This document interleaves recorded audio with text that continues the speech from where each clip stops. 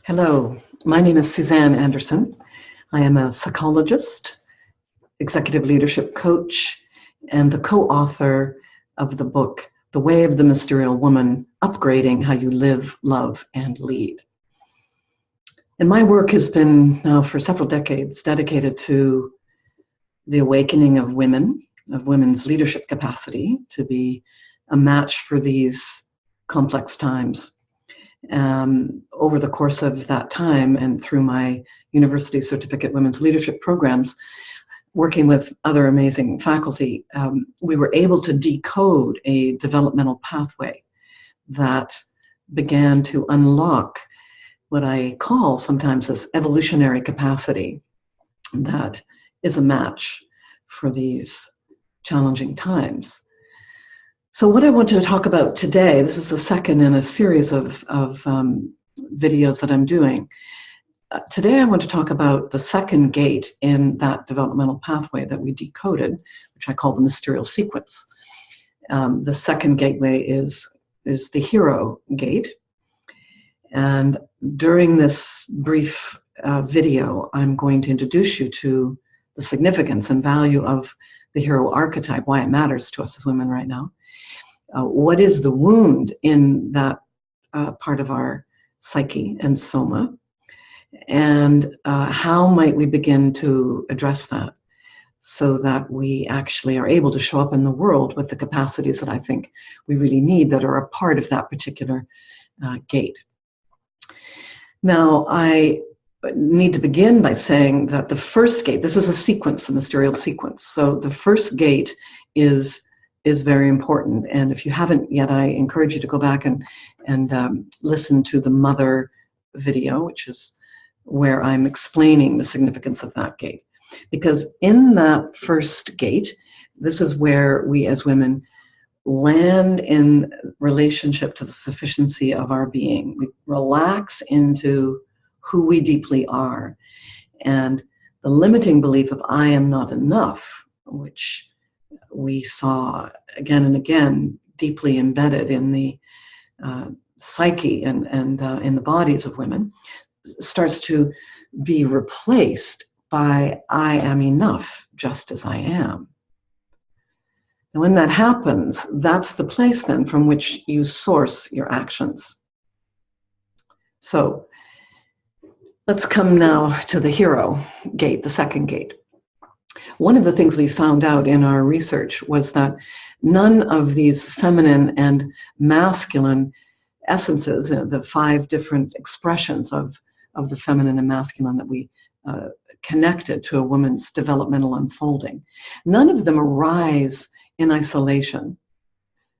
We discovered that the feminine essence of it's connected to the mother archetype, we call it vessel yin, this yin-yin essence, arises in relationship to what we could call a yang-yang essence, which we call flame yang, and this is where the hero archetype is.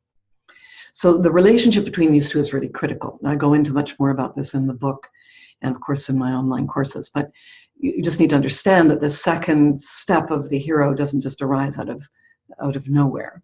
So this impulse of yang-yang energy, it's this beautiful dynamic energy of the masculine in women, and it arises in the ideal usually between the ages of 8 and 10. It'll start to actually activate in the developmental cycle, and this is before we get too many messages often from culture that tell us we can't do certain things, and we as girls we shouldn't do certain things, and often this is where we have a lot of that energy, desire to express ourselves in our unique ways. So why does it matter then that we have access to the healthy hero archetype in our experience as women? Well, first of all, it is the energy that allows us to accomplish things. It's a kind of masculine energy that has directionality to it. It allows us to set goals and objectives and achieve them. It directs us to hold an intention, actually have an intention, a desire, that we see in a very clear way out ahead of us and move toward it. It's the aspect of our nature that lets us say no, draw boundaries. Now, again, this brings us into relationship with the mother, because what are you saying no for? You're saying you have the ability to set a boundary because you're saying yes to something else. You're cultivating something else, often related to the deep ground of your own being, what you actually want, that allows you to actually say no. It's also the part of ourselves that lets us take risks, to move to the edge and then leap into the unknown. I also like to think of the hero energy as a kind of dance partner, you could say, with the world, because we have been now for over 3,000 years in a paradigm that has had a tremendous amount of heroic energy in it, the hypermasculine it's now become. And in order to engage in the world, we have to know how to participate in the world. And we have to know how to do it in a way that, of course, doesn't burn us out. But at the same time, we have to have the courage, and this is very much a part of the hero archetype, courage, to claim what is ours to do and then do it. And there's a Nike saying, just do it. It's something like that. So, but of course, that's the best case scenario, that we have this clear access to flame yang and we feel our own agency. We feel we have the mother first gate well healed, and we sense that we are enough just as we are, and then we have the confidence to go and do what is ours to do. Of course, that's not often what we experience. Now this, because as I said, this pattern has been around for such a long time, it has a very deep shadow root, and we see this in our own psyche as women. So this is the sort of workaholic bravado that we see in the culture. I remember a time in my own life when I was a swashbuckling consultant, flying all over the world, and I used to be very proud of saying, oh, I pulled an all-nighter for my client to be able to deliver this amazing presentation the next day, and to be delighted to be burning away my physicality and my basic self-care. And we're kind of encouraged in our culture to do. And the limiting belief that we discovered here, that is shared by I believe it's in the collective unconscious of women and men, but certainly we saw this in women, is I have to do to be of value. So just take a moment to see, how does that belief live in you? Let's see if there's any resonance for you with that. I have to do to be of value. Now, that can show up in different ways, of course. It can show up in an overdoing, as I've already explained a little bit about. But it can also show up in, I just cannot do. I give up. I kind of capitulate. I mean, there's no way I can do what needs to be done. So I'm not even going to try. And in the world today, this is a problem, because I think we probably would all agree we are in the midst of very challenging times, certainly here in the United States and around the world, a lot of complexity at many levels. And sometimes it can seem overwhelming, like I don't even know where to go. I have no idea what to do. And we're actually going to have to be able to find the clear agency within us to do what is ours to do. And that's actually the liberating belief that awakens here in the hero gate when the shadow work is done. I am empowered to do what is mine to do. So just let yourself feel that belief for a moment and feel into how differently that might live in your body. I am empowered to do what is mine to do. And that cannot be everything. That will have to be specifically what is yours to do. And how do you know what is yours to do? Now we're back at the first gate again with the mother. Because you are connected to the deep ground of your being. And you source your doing from that well. You are connected to your desire and your unique purpose. And then you are aware of what is yours to do. It would be quite a different world, actually, if we were all doing what is ours to do, not overdoing and not being afraid to do, being in that very sweet spot in the center.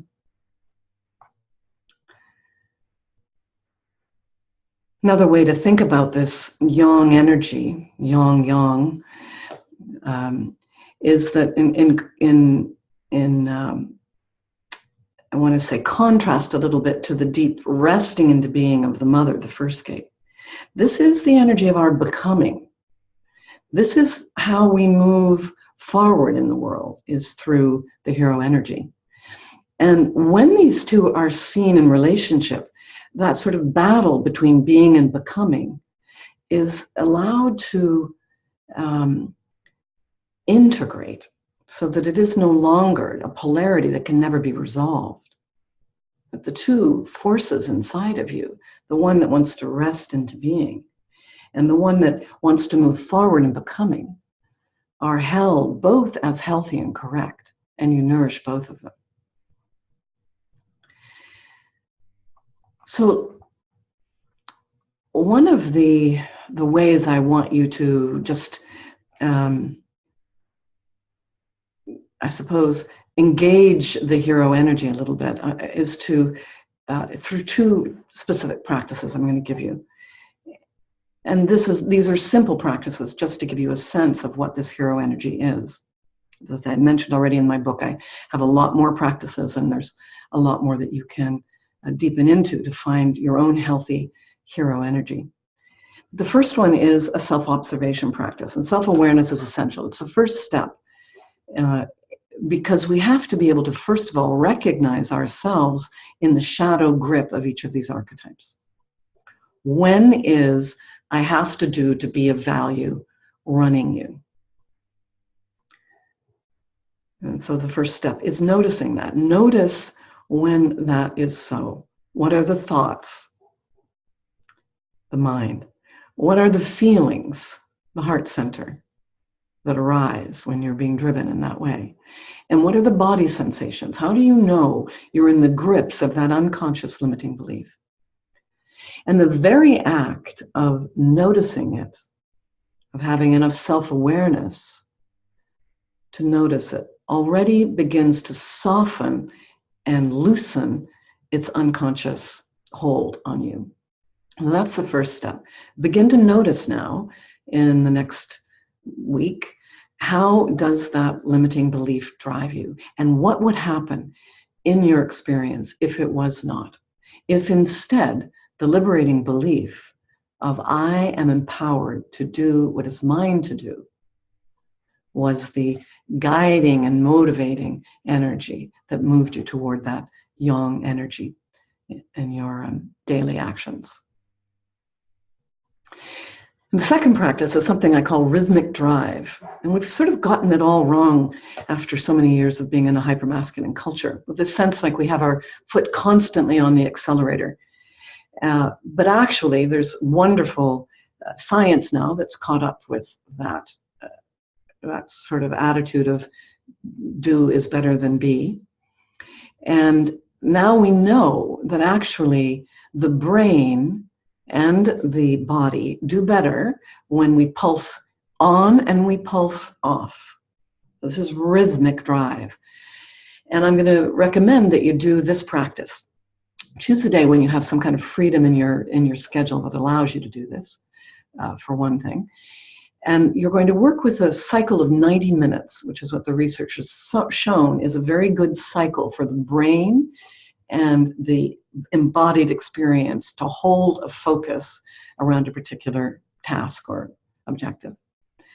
So you set your phone for 90 minutes. Stay focused for those 90 minutes. Do what you have to do.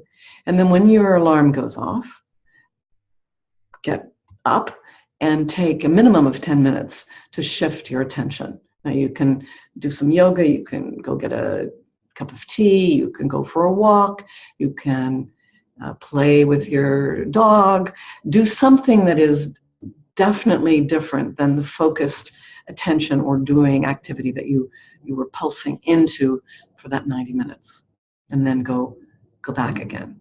And see what happens to your energy throughout the day when you do this pulsing. Now, what I've found, and what many of my students have found, is that actually we're much more productive, surprisingly, because we think, oh, if I just keep doing it, I've got so much to do, I have to keep doing it. And actually today, I'll give you an example.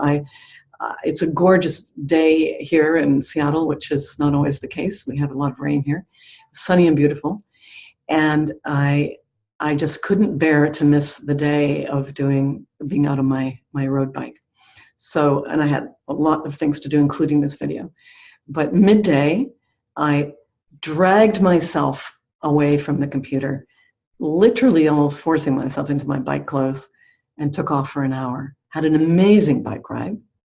Came back and have just, would say, sort of sliced through my doing like a knife through butter. So sometimes it does take this intentionality to pull ourselves out of the pattern of doing, because it's so deeply ingrained. And that is a kind of resistance. I've done this enough now that I recognize it, and I'm willing to go through the discomfort of making the shift. But I highly recommend you experiment with this practice and let me know what you're finding. I would love to have you comment in the blog that I have on the website, so that I can hear, how is the hero archetype showing up in your life? How has its shadow shown up? And what difference do you think it would make if you were able to find this healthy impulse for action, doing what is yours to do? Well, thank you for exploring this with me. I hope it's been helpful. I'm really looking forward to hearing from you on my website. And I also hope you might consider going a little deeper with me into my Mysterial Leadership Essentials course, which is coming up in short order here in a couple of weeks. This is a 10-week online course with women from all over the globe, and we go deeply into each one of these gates in awakening the archetypes, so that we can start to clear the shadows and open the channel for the next level of our potentiality to unfold. An innate potentiality I call mysterial. All right, I'll close with this, one of my favorite Rumi quotes that I think sums up the hero archetype. It's, "Let the beauty we love be what we do. There are hundreds of ways to kneel and kiss the ground." Thank you.